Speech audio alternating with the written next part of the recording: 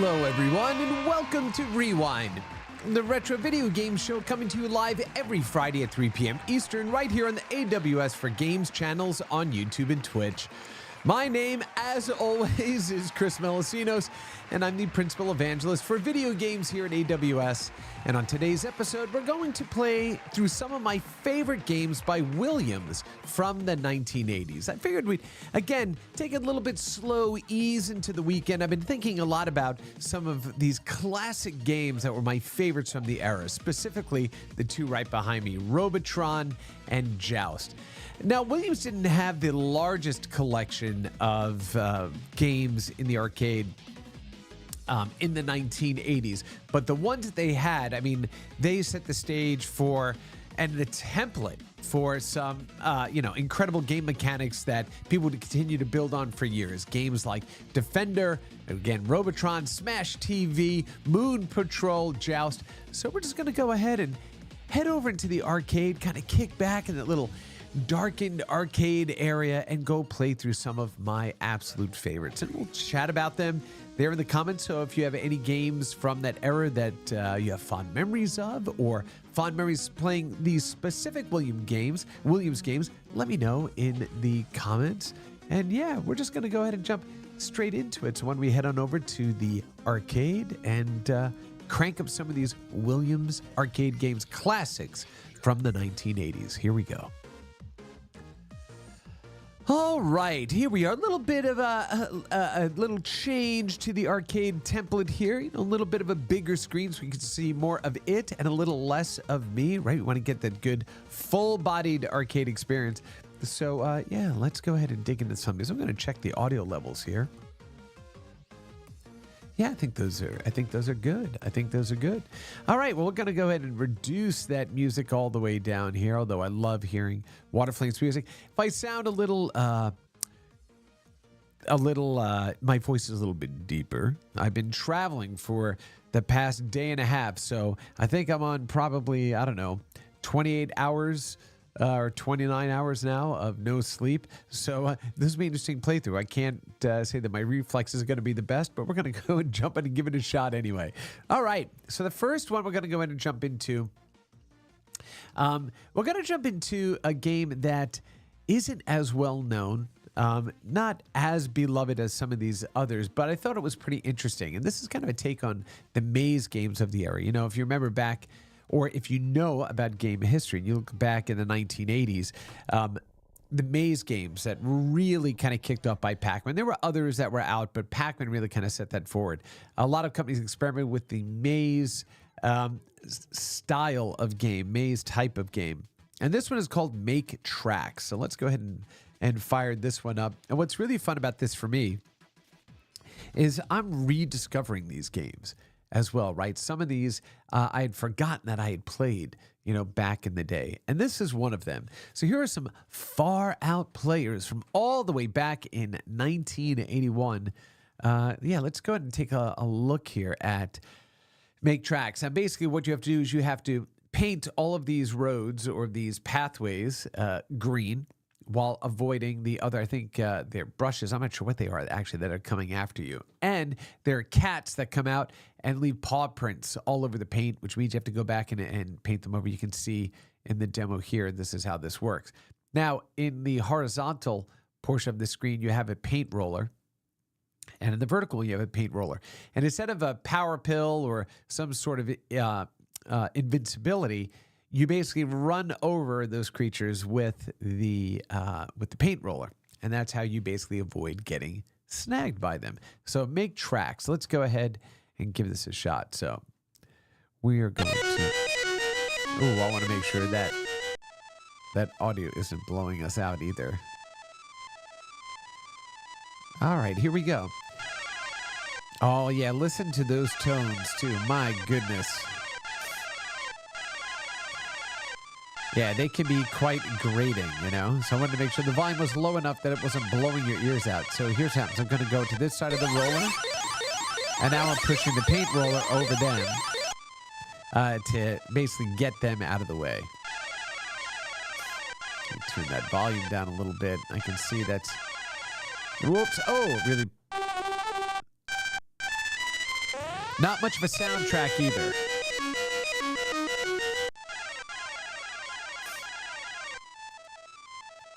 Let's see, let me make sure I got a good... You still want to hear it. You just don't want to be completely annoyed by it. All right, so if I go back... Oh, no. Yeah, I don't want to do that.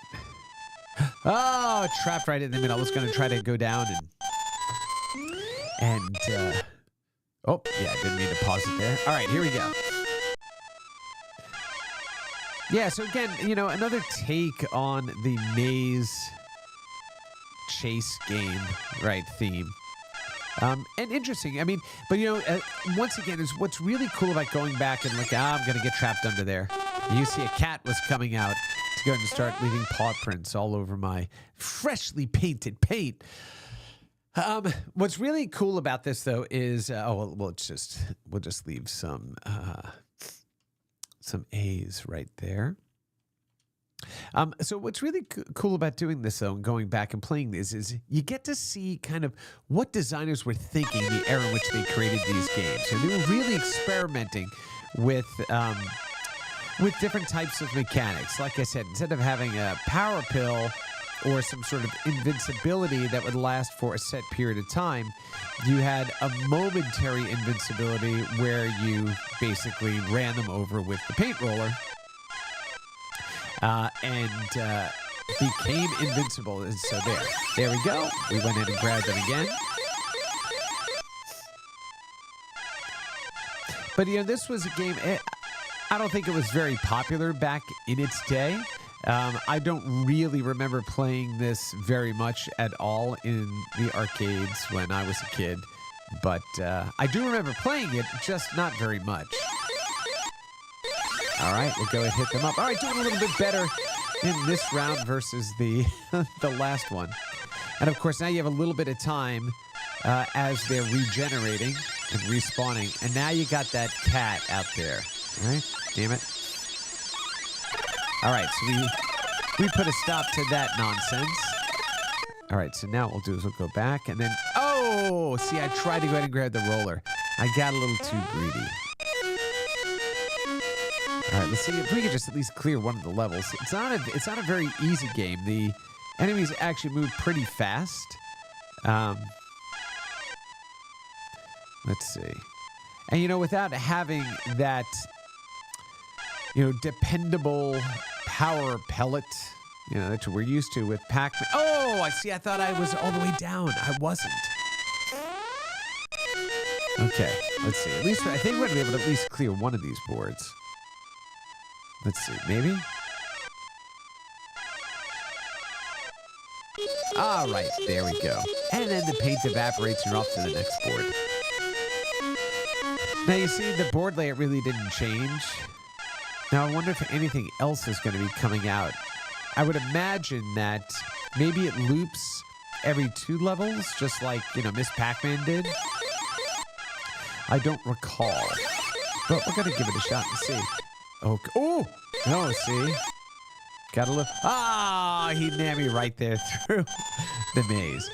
So that's Make Tracks. Again, it's another take on the rub with down, right with up. Oh, okay, yeah. So that was just another take on the Pac-Man, you know, theme. Not my favorite game of the era, but I thought it was one worth checking out, right? All right, let's go ahead and jump into another Williams game that was always intriguing. And although I never really played this one as much as well. It's called Bubbles, right? And it takes place in a sink in, I think, a kitchen. And you play a soap bubble that has to eradicate all the baddies in the play field. Let's go ahead and fire it back up. Now, the system has been reset, and it knows that it's working. Let's give that one a shot. All systems go. Here we go. Yeah, really colorful. I mean, even back then, you know, looking at things like the animation of the spigot turning on, right, was really cool back then for us, right? 1982. And yeah, the other cool thing too, you can always tell a Williams game because their high score tables were always kind of set up the same way.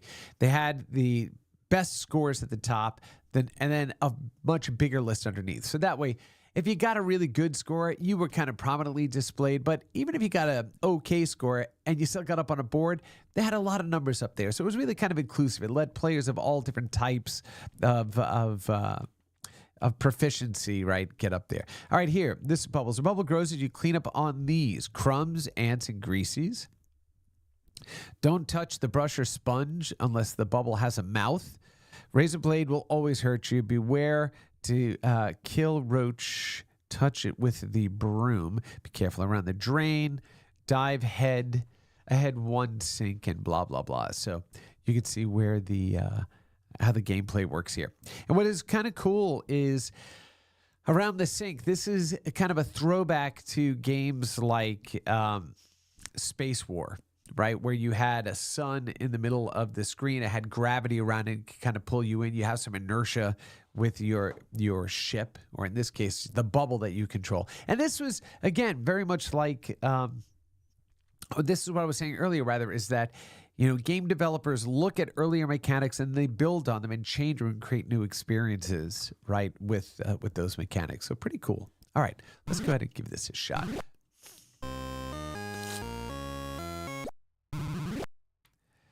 All right, so first things first, we got to slide around here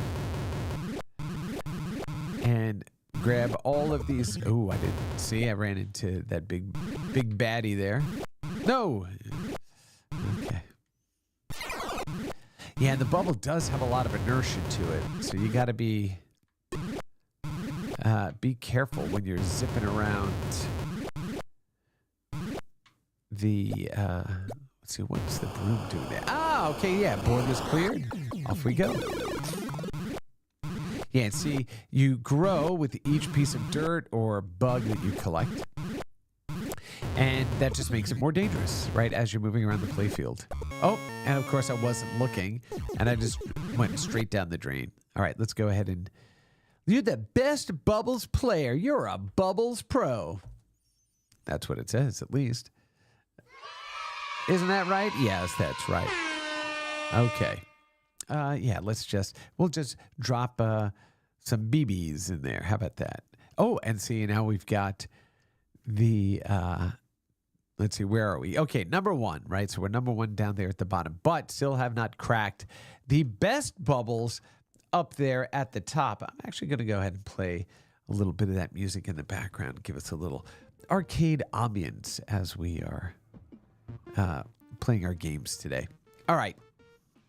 Let's go and give that one another shot and see if we get a little further than I did just now.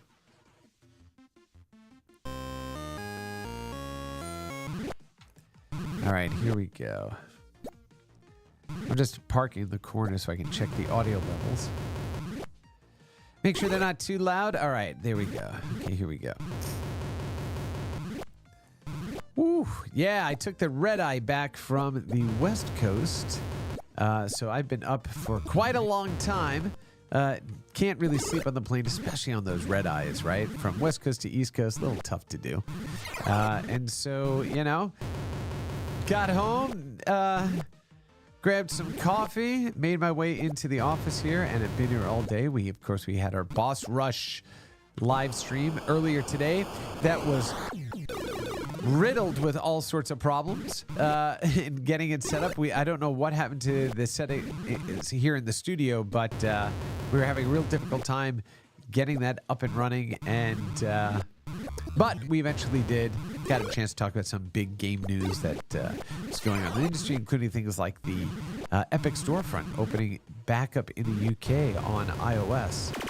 Okay, yeah, when he has a mouth, you can then push him out of the way. I see. Oh, see, but now I lost the mouth. Okay, so I guess what's happening is when you're growing like that, then you get the mouth, then you can go attack some of the other ones. So let's go give that a shot again. That's pretty interesting. Right, but the big roaches always have to stay away from. The, what happens if I touch lady with the broom? Okay. Oh, she's worth all those points. Yeah, see, you forget. It's been a while since we played it. This is an older game, right? 1981. All right, here we go. Let's go. Let's go. Let's go. All right, now I got the mouth, so now I should be able to bump these guys out of the way.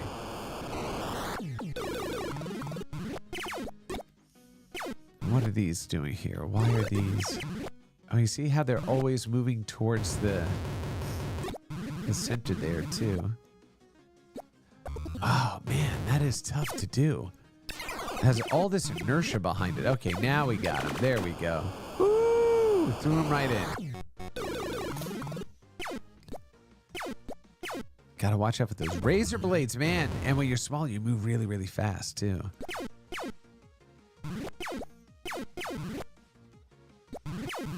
Shoot! Oh, my goodness. That's game. All right, that's Bubbles.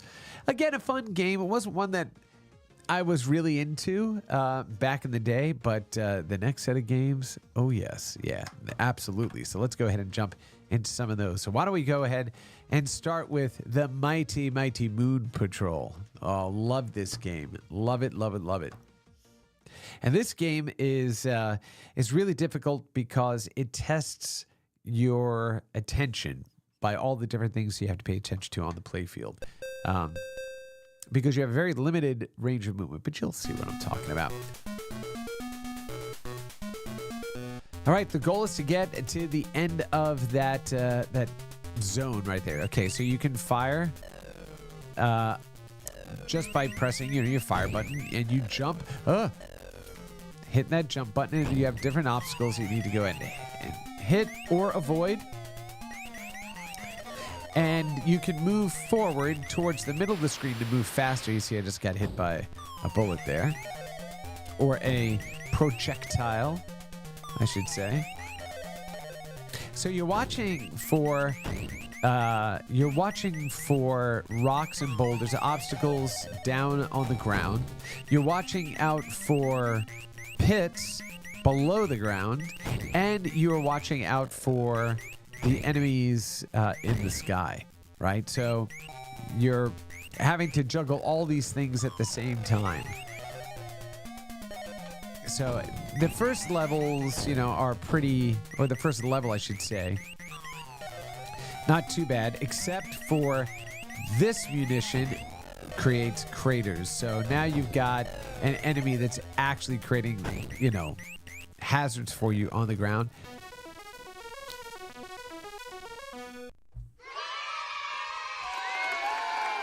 That's right. All right.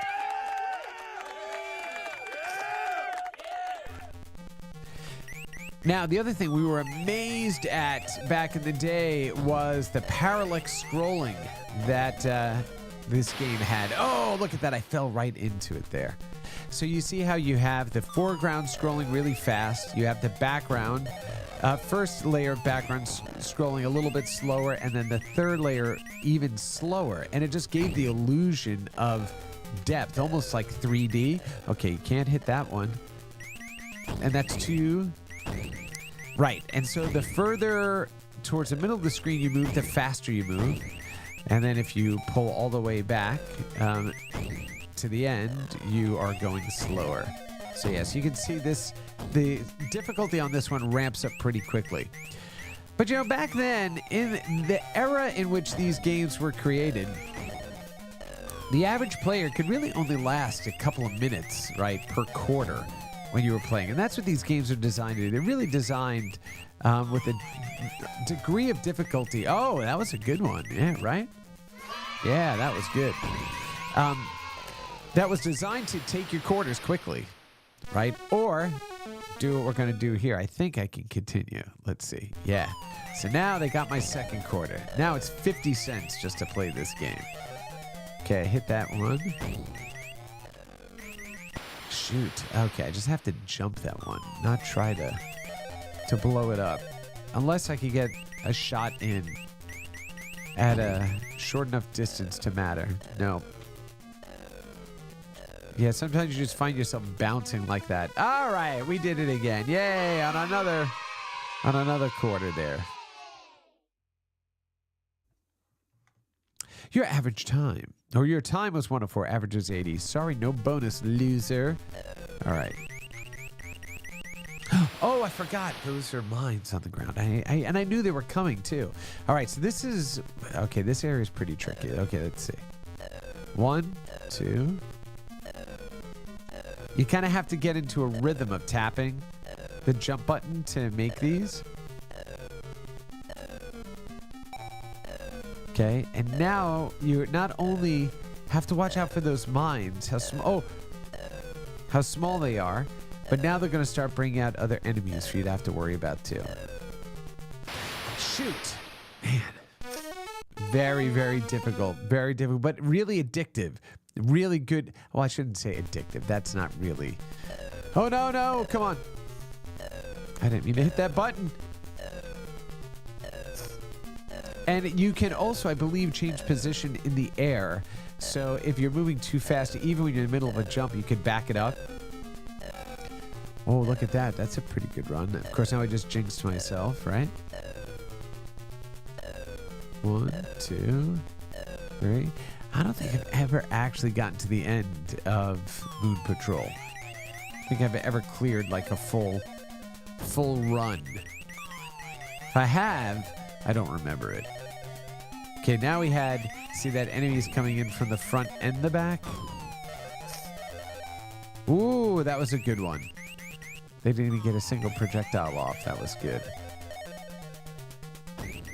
And the worst, too, is when you're already at, like, the far front range or the far back range, when you're trying to avoid a missile coming down, and then you can't make it. It's like, dang it!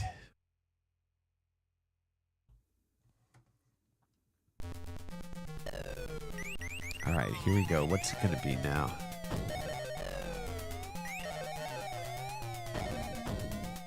Shoot! See, yeah, I was trying to actually scoot underneath it, which was the wrong move.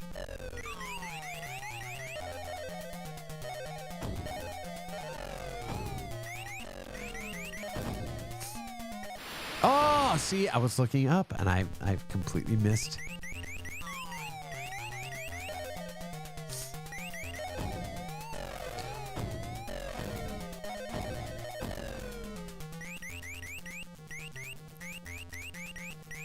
Oh, shoot, I don't remember that. Yeah, see, I don't remember being at this part.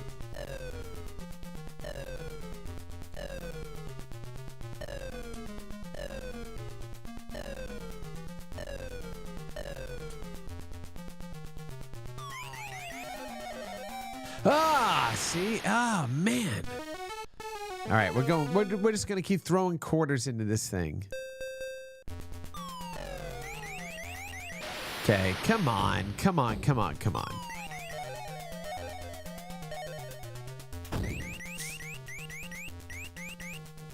Just gonna avoid that.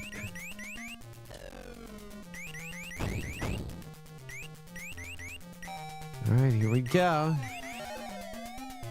Got those caution meters at the top there. Now, the thing is, in the home versions of these games, the ColecoVision had a really fantastic version of Moon Patrol. I mean, for all intent and purposes, it was the arcade version. But the Atari 2600 also had a really good version of it. And I always thought that there was no music in the Atari 2600 version. But my good buddy, Micah, he told a story about how you were able to turn the music on, and it was in the manual. But none of us read the manuals back then. Which is a shame, because I would love to have video game manuals again. All right, let's see. Let's see if we can clear this one out. Maybe we're going to get to the end here. Who knows? Let's see. Seeing if you did, then you were the king of the arcade back then. Nope. I jumped. That was terrible. All right, that's game over. That was Moon Patrol. What'd you think of that one?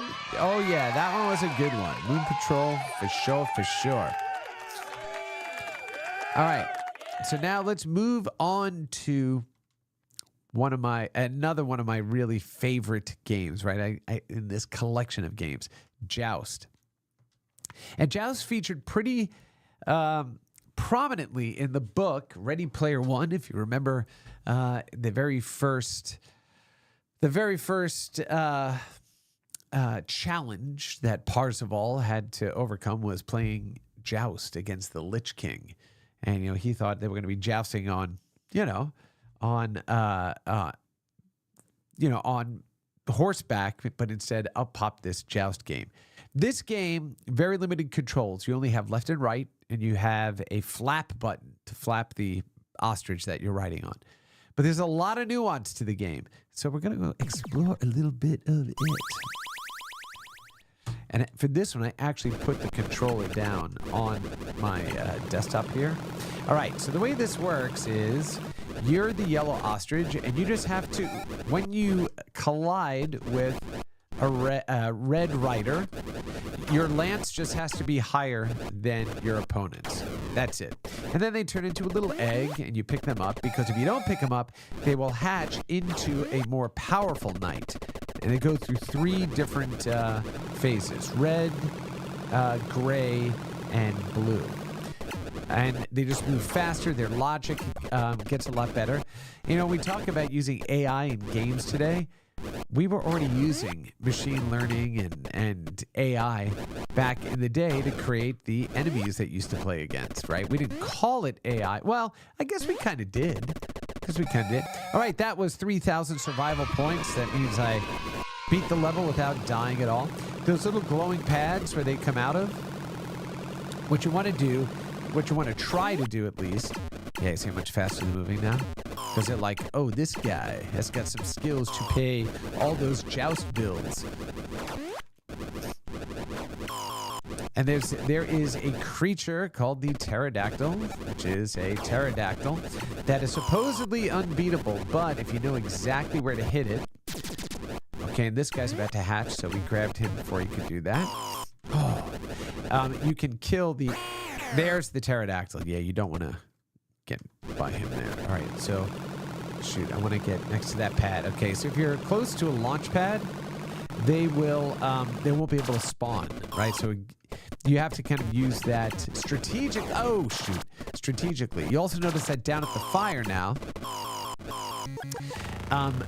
if you get too close to the fire, that a hand will come out and grab you and drag you in, unless you can flap your wings fast enough to break away. All right, let's go. And this game, you really need arcade buttons to play it well, because you got to sit there and really tap them fast. Doing it on a standard game controller, you can do it, as you can see here, but and you don't want to use rapid fire either when you're playing it, because rapid fire is flapping way too much. Shoot. Okay, I need to get out of the way of that pterodactyl. Shoot. Where's it going to drop me? Okay, at least it's going to... Okay. It's going to drop me there, which is good, because you do not want to become a blue rider. Blue riders are just stupidly difficult to beat. Of course. Come on. And because you don't have direct cardinal control over the over your ostrich, your mount, it becomes hard to adjust for that. Okay, this. Yeah, so you want to get away from those hands. Now, you also noticed how it was bouncing on the butt of my ride there. Oh, almost. Come on. All right, gotta get that egg. Shoot. Thy game is over, not the game is over. I do love that. Enter thy name, my lord. All right, let's do that. We'll just triple C's. And as I was saying in an earlier game, see how the scoreboards are very much the same, right? They give you the top 40 down there. They give you the daily buzzards at the top. So at the bottom, those scores, I believe, stay when they power the machine. The daily buzzards, those basically reset every day. So pretty cool. That's Joust. So much fun to play. And it just keeps getting harder and harder. And it's a really good two-player game, because there are some levels where you get bonus points if you both survive. You get bonus points if you're able to basically kill your the other player first. And so there's a lot of those sorts of things that happen throughout the gameplay. It's really, really cool. And again, so simple, the controls, but a lot of nuance to it. Like there was one point where I was kind of bouncing along one of the platforms. If you learn how to go ahead and kind of bring your bird up and just kind of skid so that it doesn't have time to extend its legs, you can actually bounce and use that momentum to hit like multiple riders, multiple enemies at the same time. It's pretty cool. Pretty cool. All right. Let's go to a game that this game used to scare the daylights out of me when I was a kid. And it's because of the audio that this game uses. This is Sinistar. And this is a game that was worked on by actually a friend of mine, RJ Michael. Actually, two. Noah Falstein, excuse me. And back then, when they created this game, they were experimenting with digitized audio. They had a very complex system in-house for doing it. And you'll hear this audio, and it is terrifying. So what you need to do is you need to blast those asteroids and pick up these crystals. And the crystals are only like, a pixel big, so they're hard to grab. And you create these bombs that you can use against the Sinistar, okay? And you'll know when the Sinistar is built because it's this big monster that chases you. And it's pretty terrifying. So why don't I just show you? I hunger. Again, we weren't used to hearing video games talk. So when you heard that as a kid, yeah, it was pretty terrifying. All right. Sinistar has 0 pieces. So you want to go ahead and blow up as many of those alien ships as you can. And you want to try to bounce into these asteroids and pick up these little bits that come out of them to create these bombs. There are those little glowing bits. But the enemy ships use those glowing bits to build the Sinistar. So you want to be careful to not let them get enough of them so they can complete the Sinistar and then have it come after you.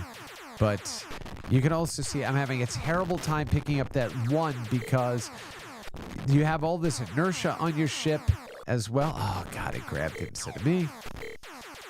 Get away. So you're trying to hit all these asteroids. You're also trying to... There you go. So now you have to figure out where the Sinistar is. You can see the radar at the top, but he's not anywhere near us yet. It's a pretty big playfield, but you'll know when he's near. And, oh, there he is. Oh, no. Ah! Damn. Oh. All right. I have 2 Cinnabomb. Yeah. So now he's built. Right? So he's... Oh, shoot. Okay. Okay, I just shot him, so he's just lost a piece. But he's going to keep coming after me. And I have to mine those crystals while he's chasing me. So it's already difficult enough to get them out of those asteroids. Shoot. You want to try to create... Impossible. Oh, the game, man. Just to scare the bejesus out of me. All right, let's give it one more shot. Okay. Sinistar is now in scanner range. Okay. There's one. So you want to try to pick up as many of those pieces you can and build those bombs and have enough to be able to get rid of him when he is completed and coming after you. I wonder if I can. Let's see. It should be that yellow piece at the top. He's not. Okay. So he's not alive yet. Okay. See, I totally forgot you could do that. All right. So knowing where he's going to be built, you can prevent him from getting built by going and attacking him as the aliens are also trying to get him, basically completed. But yeah, when you were a little kid and heard that voice, No good. All right, there we go. Oh. All right, yeah, okay. All right, now we got some rhythm in that, right? Yeah.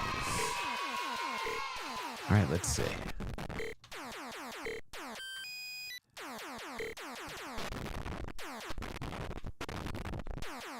Ooh. So hard. It moves so fast. All right, just picked up a bunch of them there. Now, the good thing is that you don't die if you collide with the enemies, which is great. Because, I mean, could you imagine having this fast, having it move this fast, while you're also trying to, okay, where are they building him? Maybe not in the same place anymore. Yeah, shoot. See, I thought it was being built in the same place, and he is not. Oh, yeah, I'm running. Oh, he did not like that. Oh, no. Woo. All right, let's see. He's going to roar now. Come on, get in here. Run, coward. Yeah, I'm not trying to run. I'm trying to blow you up, buddy. Oh. I am Sinistar. Yeah, you are Sinistar. And there was always some question about who the voice of Sinistar was. And it was never really confirmed. I still suspect it was RJ. But anyway, that was Sinistar, another classic Williams game. But we're going to be getting to my absolute favorite game next. My favorite game, and this truly is my favorite video game of all time. It is the absolutely incredible Robotron 2084. I believe it is one of the best, most well-balanced video games ever made. And yeah, you'll see why. This is the game that I would put on like when my kids' friends would come over, right? We'd have arcade games in the basement. And they were like, what is that game? They get their hands on the joystick. You have one stick to move, one stick to shoot. And they would just instantly die. And it's like, what? Why is it so difficult? It's like because games were incredibly difficult back in that era.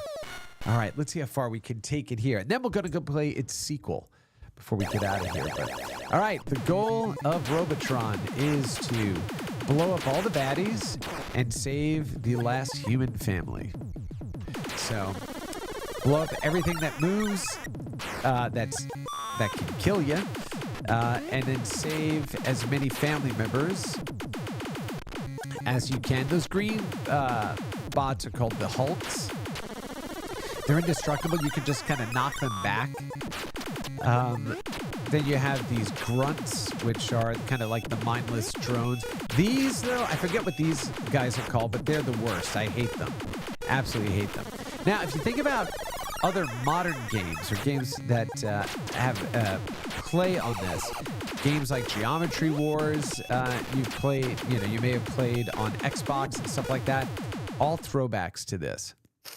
Oh, and I realized that I just went ahead and reset the system here, so I have to be careful with the other buttons on my controller here. So, all right, let's go ahead and jump back in. Save the last human family.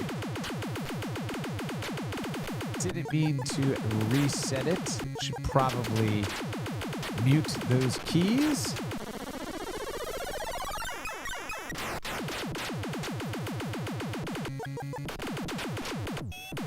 Yeah, you want to those glowing circles. You want to basically get rid of those as fast as possible because they spawn those crazy, fast-moving and shooting enemies. These guys, and yeah, they change their speed. They change the speed at which they shoot projectiles as well. They suck. That sound, that little ba ba ba ba ba, that was a extra life. Definitely want to hear those. Then the next level beyond this is going to be the brain level, and that one is stupidly difficult. I remember seeing an interview with Eugene Jarvis, the creator of Robotron, and he talked about just how insanely difficult the game was and frustrating for players. Okay, this one, you have to collect as many humans as possible before the brains do, because then they turn them into those drones that chase you around and fire those really thin, basically lasers at you. So you just want to get the humans away from them. Get this one out of here. That one out of here. No, no, no. No, no, no.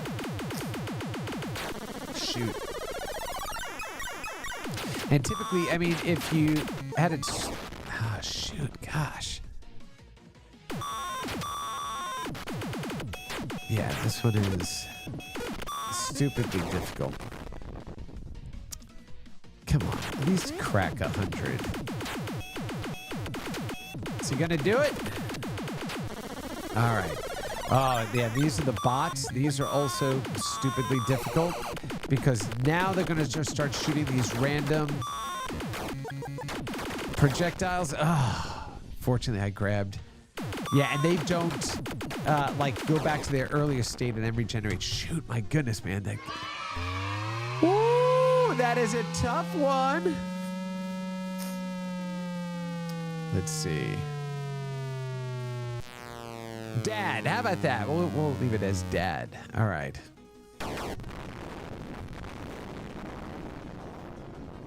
Oof, all right. Again. And you really need... this one should be played in a cabinet. Now, the cool thing is there were multiple versions of these games in collections on a variety of systems, including the Genesis, Game Boy Advance, PlayStation 1, I believe, Super Nintendo as well. And so there's a bunch of different ways to go ahead and play these games. And they really are worth seeking out because these are the games that modern games are built upon, right? The reason we have twin stick games, really, you can lay that at the feet of Robotron. The first game that had that twin stick mechanic, left stick to move, right stick to shoot, and just a cacophony of baddies on the screen, noise, lights, all that stuff. All right, here we go. Let's go clean up if we can. Shoot, yeah, see those are the worst. Those are the worst. You can't. Whew. Shoot, shoot, shoot, shoot, shoot.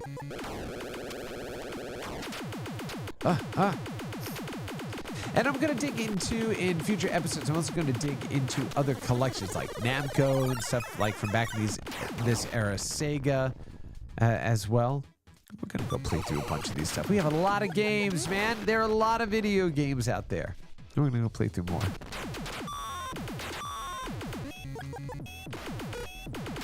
Shoot, my goodness. And I wonder, since this is my favorite game, I wonder if it's why I like shoot 'em up so much.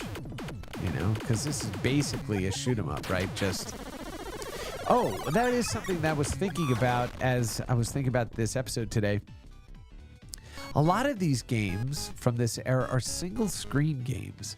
So there were other games like Defender, right, for example, and Stargate, also made by Eugene Jarvis, that had full scrolling playfields. But a lot of these games were single screen experiences, right? Because we had limited processing power, we had a limited amount of memory, and limited resolution, all of those things, really anemic systems. And so they basically had to create these different experiences all on one screen, right? Which is really cool. Moon Patrol, of course, side-scrolling game, but you'll see even in the follow-on to this game.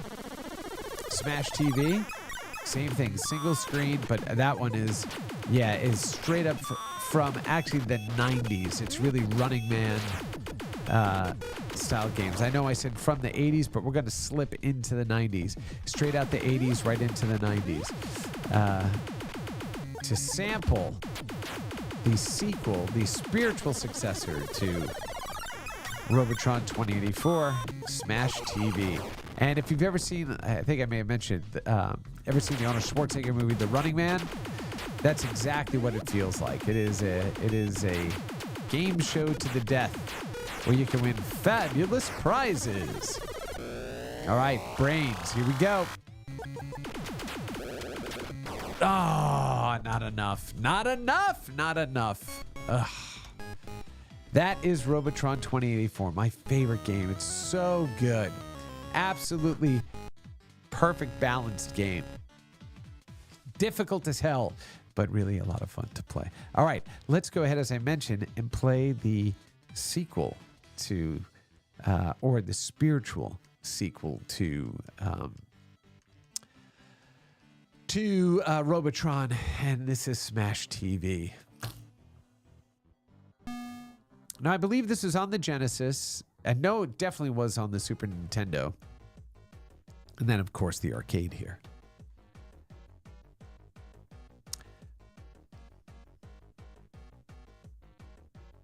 All right, and this one, I believe, does have a soundtrack. So let's go ahead and just listen to it. Here you go. Yeah, this is 1 year after the 80s, right? 1990. So we're going to give it... We're going to give ourselves a little bit of leeway to play this one. Yeah. Bingo!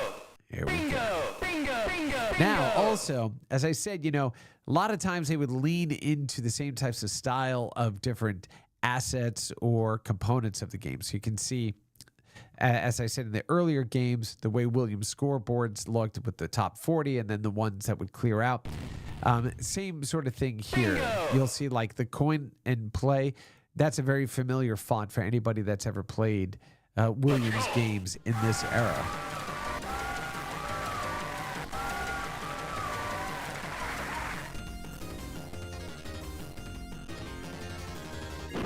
Same controls.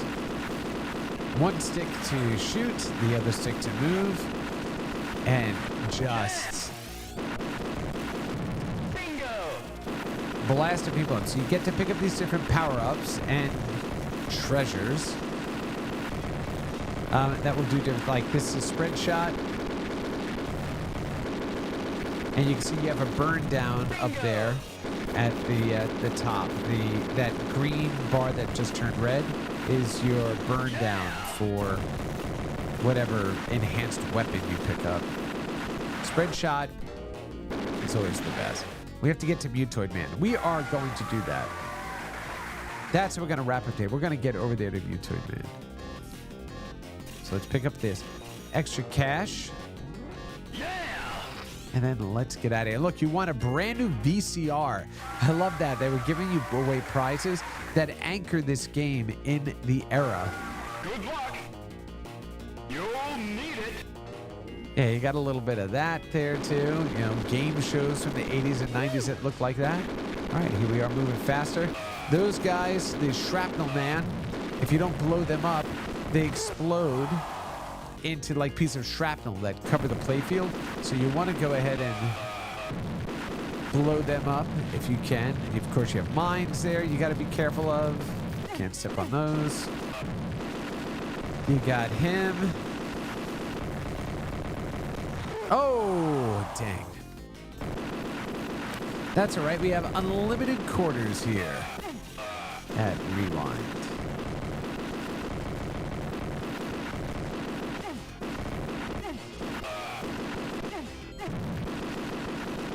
You see, it's kind of gross, you know, the way he explodes. And let's get those bombs. That's right. Only need one hit to blow him up. And then what they'll do is, it's not just enemies that are out in the playfield. In these little doors that are above the scores, you'll have guys that pop out and start shooting at you too. So it only gets more difficult from here on out. Oh, that's right. All right. Here we go.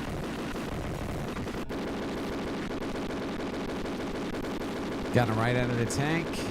Get some speed.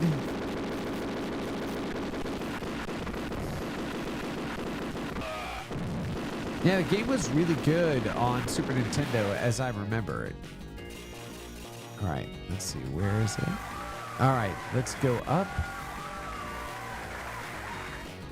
So there's their first enemy that is up top there. Oh, man.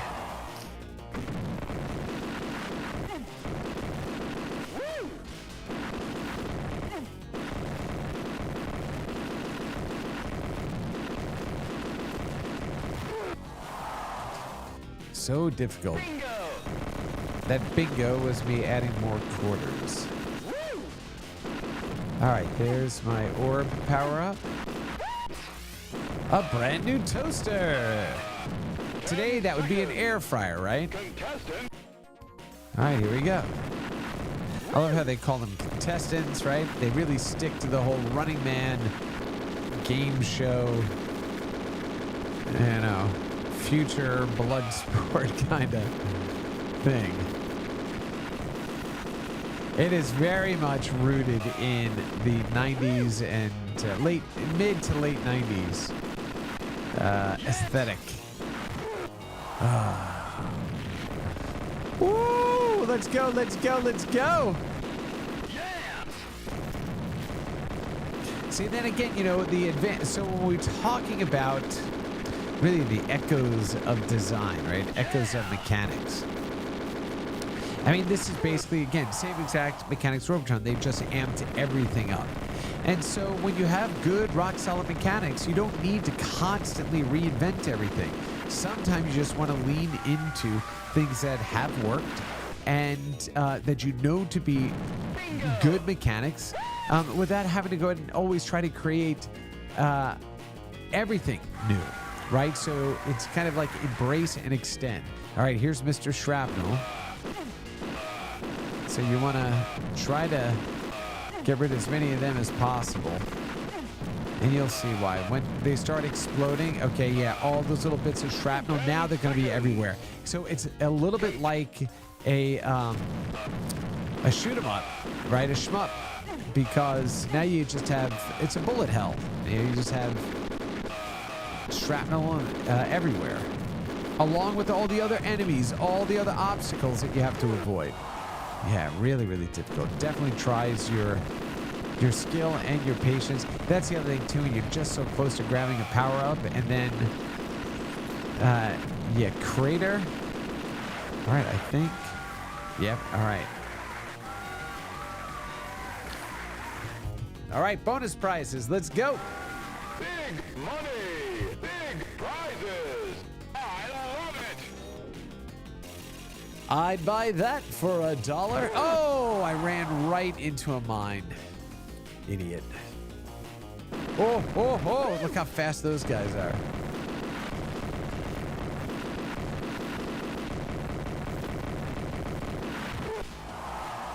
Yeah, right as I grabbed that power up too, right? Yeah, and then of course you have your invincibility rings when you first get out in the playfields. Gives you a little time to catch your breath. Make sure they aren't taking you out too fast. But wait till you see Mr. Muto. Okay, let me see. Free guy, free life. Yeah! Oh, yeah, yeah. Dang. Bingo! 10 seconds. Contestant, good luck. You'll need it. Okay.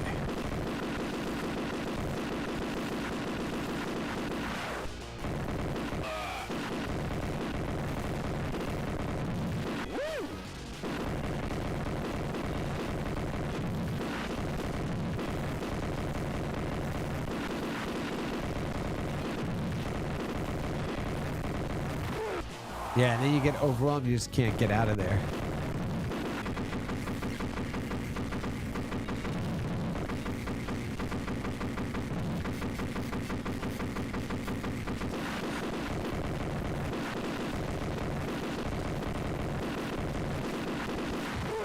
I mean, it's just so comical, you know? I mean, can't help but laugh a little bit at it because it's just so absurd.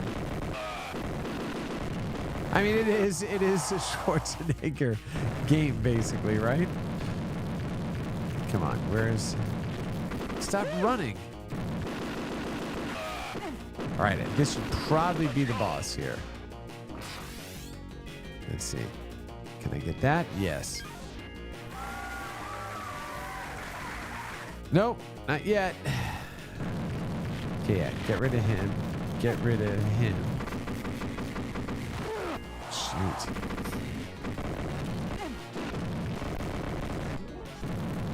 Yeah, when you're invincible, you just want to go ahead and kind of rip right through as many of them as possible in the beginning. All right, one more.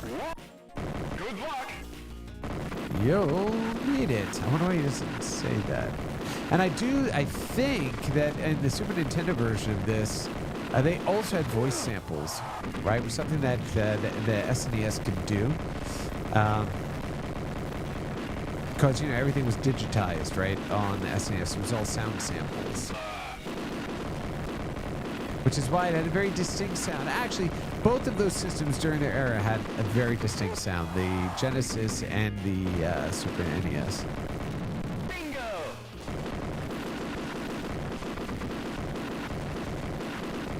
See, now what I love is like playing this game if you have it networked. So that way you can have two players simultaneous as if there was someone who's next to you. Good luck. Makes it a lot of fun. Makes it... I don't know if they ramp up the difficulty when you have two players in the field. I know there were some games that, all right, this should be the boss. Yep. All right, let's go get Mutoid, man. Yo. Big money.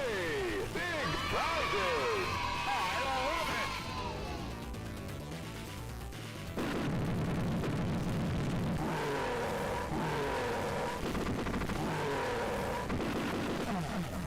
This was a quarter eater. I mean, you wanted to get through it, so you just had to just keep, you know, popping quarters into this thing.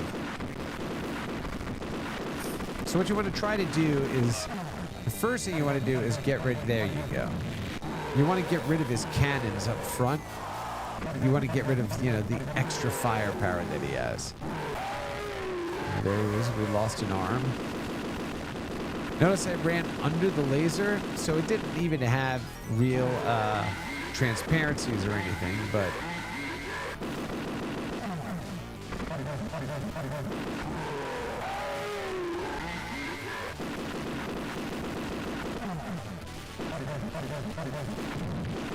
And I think his head comes off at some point or something like that.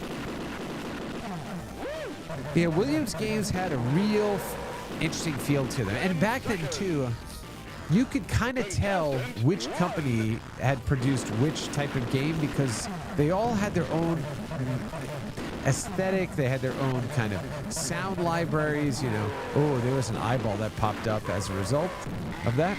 Here we go. Yeah. What's the matter? You want some of that? Oh, he ran me over. And so Williams games, they all had this, you know, aesthetic that was unique to Williams, I believe. The guy who was behind, you know, these games, Eugene Jarvis, he now currently runs one of the biggest, if not the only, arcade game manufacturers in the United States, Raw Thrills Games. So if you've played any of the any racing games, any like big experiential games at movie theaters and stuff like that, the big giant 10-foot tall Pac-Man game, all that stuff, all of that's made by Eugene Jarvis. Eugene is an absolute genius and has been in the industry forever. And, you know, these are the games that he worked on back in the 80s and 90s, and he's still making awesome video games today. Let's just get rid of him so we can get out of here for the weekend.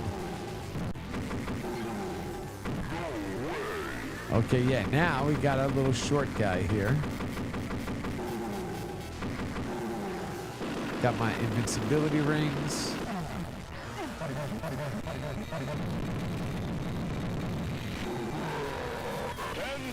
Man, you can see, this is exactly how it took so many quarters, right?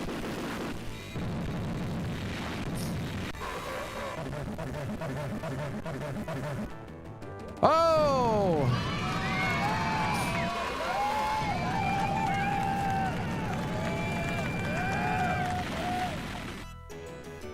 And that is Smash TV. right? Getting, like I said, right out of the 80s into the 90s. There you go. That is just the first stage. Look how many toasters I won. And then you could have two players that were going to play. And they look like, again, came ripped right out of The Running Man, or they look like American Gladiators, right? That type of aesthetic. Really, really cool. Just a ton of fun. And that's just a sample of Williams games from the 1980s. Again, these games created these mechanics that game developers would build upon for decades, creating new different types of games that had the same kind of underlying mechanics. Just awesome. So if you have a chance to go ahead and play any of these games, go ahead and check them out. They're available for most modern systems and still a ton of fun. So that is going to take us to the end of this episode of Rewind. And so remember, if you are a video game developer of any size, from AAAs to indies, make sure you head on over to aws.amazon.com/game tech to discover the products, solutions, and services that we offer to help you on your cloud game development journey. And if you're a beginner looking for a clear starting point to help you build a career or learn to produce games in the AWS cloud, we recommend you start with an AWS Learning Plan. This set of on-demand courses will increase your knowledge of game servers and game analytics and help you grow your technical skills to solve real-world game development, compute, and analytics problems. And you can demonstrate your knowledge to the world by earning digital badges. Head on over to aws.training/GameTech to start your AWS for Games learning plan today. And I want to give a special shout out and thank you to Waterflame for allowing us to use his music here on Rewind. Make sure you head on over to his YouTube channel at Waterflame Music to check out his incredible work. And finally, if you care about preserving the history of video games as much as I do, make sure you head on over to the Video Game History Foundation's website at gamehistory.org. They're doing incredible work to preserve the history of our industry for future generations. And I want to thank you for spending your Friday afternoon with me. Have a wonderful rest of your day and awesome weekend, and we'll see you next week on Rewind.